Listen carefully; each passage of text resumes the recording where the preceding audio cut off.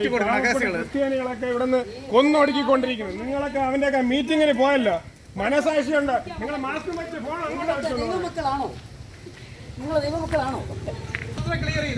നിങ്ങൾക്കൊക്കെ നല്ല ഉളുപ്പുണ്ടല്ലോ. എന്തല്ലേ ഇത് യേശുക്രിസ്തുവിനെ ഒറ്റ കൊടുത്ത സാത്താന്മാർ പോണത് എന്നാ മണിപ്പൂരിൽ നമ്മൾ ആളുകളെല്ലാം അടി കൊണ്ട് ക്ലിയർ ആയിക്കൊണ്ടിരിക്കും.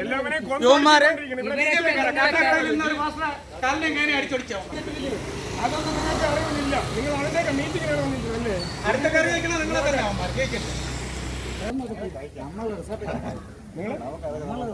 സാമാന്യ ബുദ്ധി ഉണ്ടാകും. പള്ളിയിൽ ഇത് കഴിഞ്ഞാൽ പള്ളിയിൽ പ്രസംഗിക്കാനാ പോണത്.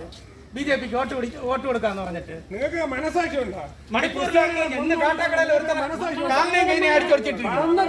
കാട്ടാക്കടയിൽ നീ ഇതിന് വന്നല്ലേ? ഇവിടെ നടക്കണമെന്ന് അറിഞ്ഞൂടാ കുട്ടിച്ചോറാക്കിക്കൊണ്ടിരിക്കുന്നത്. ഇതിന് വന്നിരിക്കണം അല്ലേ?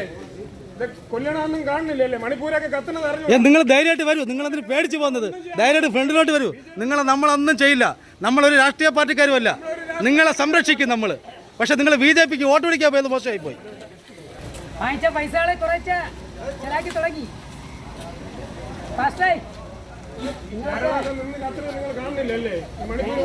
മണിപ്പൂർ കാണുന്നില്ല പാസ്റ്ററെ.